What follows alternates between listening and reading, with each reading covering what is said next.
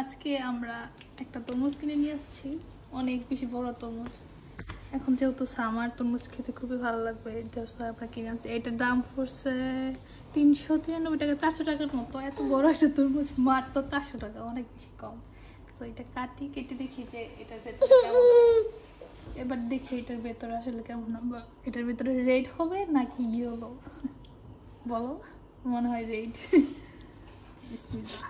সাদা ওই বইটার ভিতরে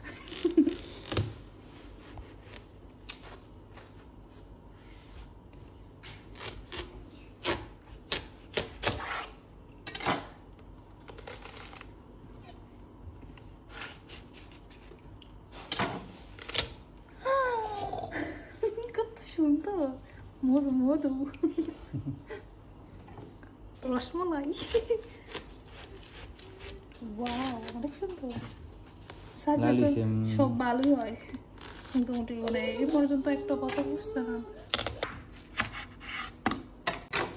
এখন টেস্ট করে দেখি কেমন।